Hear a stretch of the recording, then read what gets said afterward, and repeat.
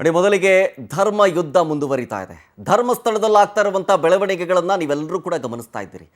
ಬೇರೆ ಬೇರೆ ಕೇಸ್ಗಳಲ್ಲೂ ಕೂಡ ಜಸ್ಟಿಸ್ ಫಾರ್ ಅದು ಇದು ಅಂತ ನಾವು ಹೇಳಿದ್ದೀವಿ. ಆದರೆ ಈಗ justice for Manjunatha, justice for Dharmasthala ಹೀಗನ್ನುವಂಥ ಪರಿಸ್ಥಿತಿ ಬಂದೊದಗಿದೆ.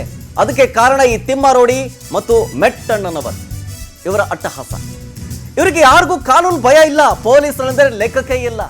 ಏನು ಮಾಡ್ಕೊತಾರ್ರಿ ಪೊಲೀಸರು ಅಂತ ಓಪನ್ ಆಗೇನೆ ಕೊಲೆ ಬೆದರಿಕೆ ಆಗ್ತಾರೆ. ಯಾರು? ಈ ತಿಮ್ಮಾರೋಡಿ ಮತ್ತು ಮೆಟ್ಟಣ್ಣನವರು.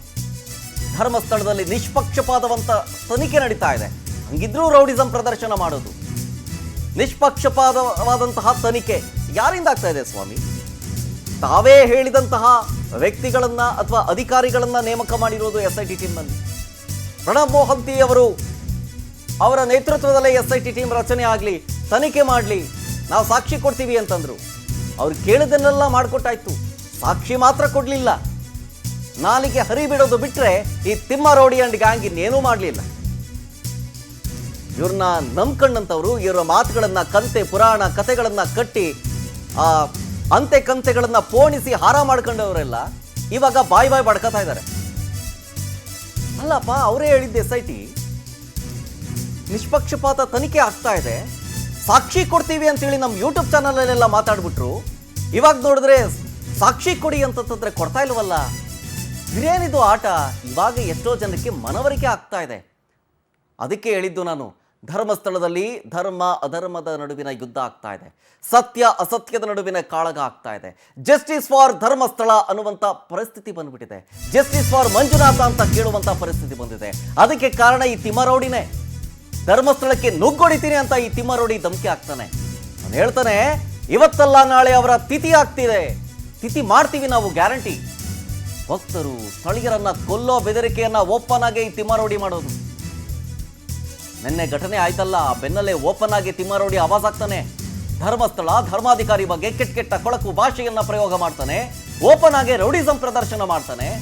ಪಾರದರ್ಶಕ ತನಿಖೆಗೆ ಇದು ಅಡ್ಡಿ ಆಗ್ತಾ ಇದೆ. ಪೊಲೀಸರ ತನಿಖೆಗೆ ಅಡ್ಡಿ ಆಗ್ತಾ ಇದೆ. ಮಾಧ್ಯಮದವರ ಮೇಲೆಗೆ ಹಲ್ಲೆ ಮಾಡ್ತಾನೆ ಈ ತಿಮ್ಮಾರೋಡಿ ಅಂಡ್ ಗ್ಯಾಂಗು. ಇದಕ್ಕೆ ಪೊಲೀಸರ ಆಕ್ಷನ್, ಪೊಲೀಸರ ಉತ್ತರ ತಕ್ಕ ರೀತಿಯಲ್ಲೇ ಇರುತ್ತೆ. ಆ ಮಹೇಶ ತಿಮ್ಮಾರೋಡಿ ಅನ್ನೋನು ಓಪನ್ ಆಗಿ ಧಮಕಿ ಹಾಕೋದು, ಮಾತಾಡೋದು ನೋಡಿದ್ರೆ ನೀವೇ ಹೇಳ್ತೀರಿ, ಇವ್ರಿಗೆ ಯಾರು ಕಾನೂನಿನ ಭಯ ಇಲ್ವಾ, ಪೊಲೀಸರ ಭಯ ಇಲ್ವಾ ಅಂತ. ಯಾವುದೋ ವ್ಯಕ್ತಿಗೆ ಬೈದಿದ್ದೋ ಅಥವಾ ಇನ್ನೊಂದೇನೋ ಅಲ್ಲ, ಓಪನ್ ಆಗಿ ಸಾಯಿಸ್ಬಿಡ್ತೀನಿ ಅಂತ, ಕೊಲೆ ಮಾಡ್ತೀನಿ ಅನ್ನೋ ರೀತಿಯಾಗಿ, ಇವತ್ತಲ್ಲ ನಾಳೆ ತಿಥಿ ಮಾಡ್ತೀನಿ ಅಂತ. ಏನಾದ್ರೂ ಅರ್ಥ? ಓಪನ್ ಆಗಿ ರೌಡಿಸಂ ಪ್ರದರ್ಶನ ಮಾಡೋದಾ? ಹೇಳೋರು ಕೇಳೋರು ಯಾರು ಇಲ್ಲ ಅನ್ಕೊಂಡ್ಬಿಟ್ಟಿದಾರ ಅಲ್ಲಿ. ತಿಮ್ಮಾರೋಡಿ ಆ್ಯಂಡ್ ಗ್ಯಾಂಗು ಹಲ್ಲೆ ಮಾಡುತ್ತೆ. ಹಲ್ಲೆ ಮಾಡಿದಂಥ ಸಂದರ್ಭದಲ್ಲಿ ಯಾವುದೋ ಒಂದು ಯೂಟ್ಯೂಬ್ ಚಾನಲ್ಗೋ ಏನೋ ಮಾತಾಡುವಂಥ ಸಂದರ್ಭದಲ್ಲಿ ಈತ ವಾರ್ನಿಂಗ್ ಕೊಡ್ತಾನೆ, ಕೊಲೆ ಬೆದರಿಕೆಯನ್ನು ಹಾಕ್ತಾನೆ, ತಿಥಿ ಮಾಡಿಬಿಡ್ತೀನಿ ಅಂತ ಹೇಳ್ತಾನೆ. ಯಾರಿಗೆ ಏನೇನು ಮಾತಾಡ್ತಾನೆ ಗೊತ್ತಾ? ತೋರಿಸ್ತೀನಿ ನೋಡಿ. ಧರ್ಮಸ್ಥಳ ಒಕ್ಕಿ ಹೊಡಿತೇವೆ ಅವರಿಗೆ. ಆ ರಿಕ್ಷಾ ಡ್ರೈವರ್ಸ್ಗಳು ಇನ್ನಿದ್ದಾರಲ್ಲ, ಬರ್ತಾರಲ್ಲ, ಆ ಅಂಗಡಿ ಅವರು ಎಲ್ಲಾದ್ರೂ ಕುಡಿದು ಮೋಜು ಮಸ್ತಿಗೆ ಬರೋದು ಧರ್ಮಸ್ಥಳ ಬಿಟ್ಟೇ ಬರಬೇಕು.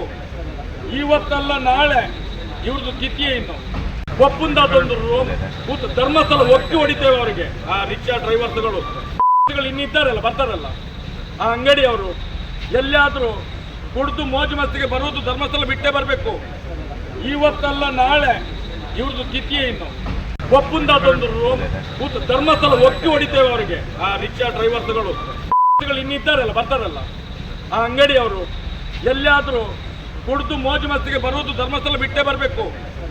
ಇವತ್ತಲ್ಲ ನಾಳೆ ಇವ್ರದ್ದು ತಿಥಿಯೇ. ಇನ್ನು ಒಪ್ಪಂದೊಂದು ಧರ್ಮಸ್ಥಳ ಒಕ್ಕಿ ಹೊಡಿತೇವೆ ಅವರಿಗೆ. ಆ ರಿಕ್ಷಾ ಡ್ರೈವರ್ಸ್ಗಳು ಇನ್ನಿದ್ದಾರಲ್ಲ, ಬರ್ತಾರಲ್ಲ, ಆ ಅಂಗಡಿ ಅವರು ಎಲ್ಲಾದ್ರೂ ಕುಡಿದು ಮೋಜು ಮಸ್ತಿಗೆ ಬರೋದು ಧರ್ಮಸ್ಥಳ ಬಿಟ್ಟೇ ಬರಬೇಕು.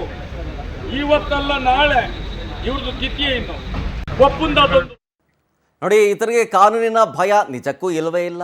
ಪೊಲೀಸರ ಭಯ ಇಲ್ಲವೇ ಇಲ್ಲ, ಕಾಡಿಸ್ತಾನೆ ಇಲ್ಲ. ನಾನು ದೊಡ್ಡ ರೌಡಿ, ನಾನು ಮಾಡಿದ್ದೆ ಸರಿ ಅನ್ನೋ ರೀತಿಯಾಗಿ, ಜೊತೆಗೆ ತನ್ನ ಬೆನ್ನ ಹಿಂದೆ ಯಾರೋ ಇದ್ದಾರೆ ಅನ್ನೋ ರೀತಿಯಾಗೇ ಮಾತಾಡೋದು. ಇವತ್ತಲ್ಲ ನಾಳೆ ಅವರು ತಿಥಿ ಮಾಡ್ತೀವಿ ಗ್ಯಾರಂಟಿ ಅಂತಂತಂದರೆ ಏನರ್ಥ?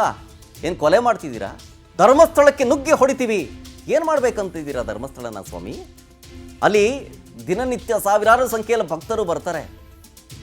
ಭಕ್ತರ ಭಾವನೆಗೆ ಧಕ್ಕೆ ತರಲಾಗ್ತಾ ಇದೆ. ಅದಕ್ಕೆ ಸ್ಥಳೀಯರು ಆಕ್ರೋಶವನ್ನು ವ್ಯಕ್ತಪಡಿಸಿದ್ದು, ಜೊತೆಗೆ ಪೊಲೀಸ್ ಸ್ಟೇಷನ್ ಮುಂದೆ ಪ್ರತಿಭಟನೆಗೆ ಕೂತಿದ್ದು.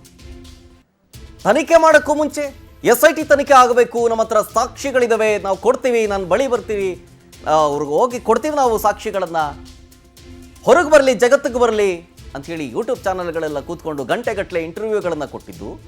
ಅದಾದಮೇಲೆ ಎಲ್ಲ ಯೂಟ್ಯೂಬ್ ಚಾನಲ್ಗಳು ಕೂಡ ಅವರನ್ನು ಮಾತನಾಡಿಸಿದ್ದುಂಟು. ಎಷ್ಟೋ ಯೂಟ್ಯೂಬ್ ಚಾನಲ್ಗಳು ಅವರ ಪರವಾಗಿ ನಿಂತಿದ್ದು ಉಂಟು. ಆ ಪರವಾಗಿ ನಿಂತಿದ್ದಂತಹ ಚಾನಲ್ಗಳು ಈಗ ನಾವು ಮಾಡಿದ್ದು ತಪ್ಪಾ ಅಂತ ಅನ್ನಿಸ್ಬಿಡ್ತಾ ಇದೆ. ಕಾರಣ ಏನು? ಈ ತಿಮ್ಮರೋಡಿ ಬರೀ ನಾಲಿಗೆ ಹರಿಬಿಟ್ಟಿದ್ದು ಬಿಟ್ಟರೆ, ಸಾಕ್ಷಿಗಳಿದ್ದಾವೆ ನನ್ನ ಬೊಕ್ಕಸದಲ್ಲಿ ಅಂತ ಹೇಳಿದ್ದು ಬಿಟ್ಟರೆ, SIT ರಚನೆಯಾಗಿ ವಾರಗಳ ಗಟ್ಟಲೆ ಕಳೀತಾ ಇದೆ, ತನಿಖೆ ನಡೀತಾ ಇದೆ.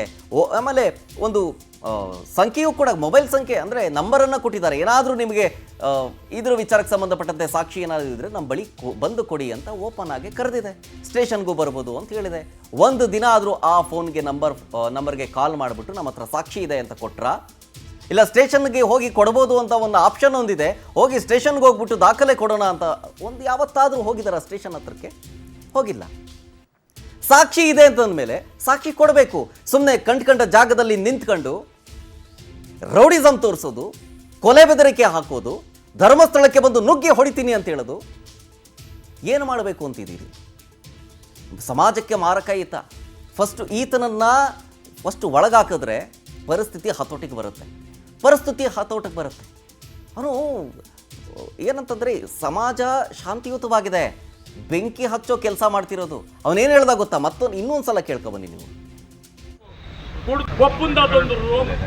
ಧರ್ಮಸ್ಥಳ ಒಕ್ಕಿ ಹೊಡಿತೇವೆ ಅವರಿಗೆ. ಆ ರಿಕ್ಷಾ ಡ್ರೈವರ್ಸ್ಗಳು ಇನ್ನಿದ್ದಾರಲ್ಲ, ಬರ್ತಾರಲ್ಲ, ಆ ಅಂಗಡಿ ಅವರು ಎಲ್ಲಾದರೂ ಕುಡಿದು ಮೋಜು ಮಸ್ತಿಗೆ ಬರೋದು ಧರ್ಮಸ್ಥಳ ಬಿಟ್ಟೇ ಬರಬೇಕು.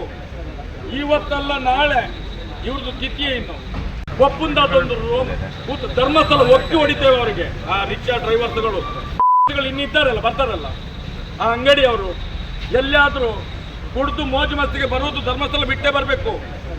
ಇವತ್ತಲ್ಲ ನಾಳೆ ಇವ್ರದ್ದು ತಿಥಿಯೇ. ಇನ್ನು ಒಪ್ಪಂದದೊಂದು ಧರ್ಮಸ್ಥಳ ಒಕ್ಕಿ ಹೊಡಿತೇವೆ ಅವರಿಗೆ. ಆ ರಿಕ್ಷಾ ಡ್ರೈವರ್ಸ್ಗಳು ಇನ್ನಿದ್ದಾರಲ್ಲ, ಬರ್ತಾರಲ್ಲ, ಆ ಅಂಗಡಿ ಅವರು ಎಲ್ಲಾದರೂ ಕುಡಿದು ಮೋಜು ಮಸ್ತಿಗೆ ಬರೋದು ಧರ್ಮಸ್ಥಳ ಬಿಟ್ಟೇ ಬರಬೇಕು.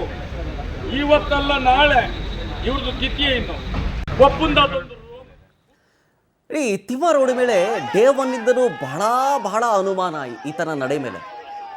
ಒಬ್ಬ ಹೋರಾಟಗಾರ ಅಂತ ಗುರುತಿಸ್ಕೊಳ್ಳೋನು, ಅಥವಾ ಏನೋ ಒಂದು ಸಮಾಜ ಸೇವಕ ಅಂತ ಏನೋ ಗುರುತಿಸ್ಕೊಂಡವನು, ಅಥವಾ ಇನ್ನೊಂದೇನು, ಈ ಹೋರಾಟ ಅಥವಾ ಈ ವಿಚಾರಕ್ಕೆ ಸಂಬಂಧಪಟ್ಟಂತೆ ನಾಲಿಗೆ ಹರಿಬಿಟ್ಟಿದ್ದು ಬಿಟ್ಟರೆ ಬೇರೆ ಯಾವ ಪ್ರಕರಣದಲ್ಲೂ ಜನಪರವಾಗಿ ನಿಂತಿದ್ದವನಲ್ಲ. ಈತನ ಬೆನ್ನ ಹಿಂದೆ ಇದ್ದವ್ರು ಇದನ್ನು ಯೋಚನೆ ಮಾಡಬೇಕು. ಈ ವಿಚಾರದಿಂದ ಈತನಿಗೆ ಏನೋ ಲಾಭ ಆಗ್ತಾ ಇದೆ, ಏನಕ್ಕೋ ಮಾತಾಡ್ತಿದ್ದಾನೆ. ಸಾಕ್ಷಿ ಇದೆ ಅಂತಂದಮೇಲೆ ಕೊಡಬೇಕಾಗಿತ್ತು, ಯಾಕೆ ಕೊಟ್ಟಿಲ್ಲ? ಅದನ್ನು ತಿಮ್ಮರೋಡಿ ಮತ್ತು ಮೆಟ್ಟಣ್ಣನವರಿದಾನಲ್ಲ, ಅವ್ರ ಬೆನ್ನ ಹಿಂದೆ ನಿಂತಿದ್ದಾರಲ್ಲ, ಅವ್ರು ಕೇಳಬೇಕು, ಕೊಡಿ ಸರ್ ಸಾಕ್ಷಿ, ನಾವು ಕೊಡ್ತೀವಿ ಅಂತೇಳಿ ಅವ್ರ ಹಿಂದೆ ಇದ್ದಾರಲ್ಲ ಒಂದಷ್ಟು ಜನ, ಅವರು ಕೊಡಬೇಕು. ಕೊಟ್ಟಿಲ್ಲ.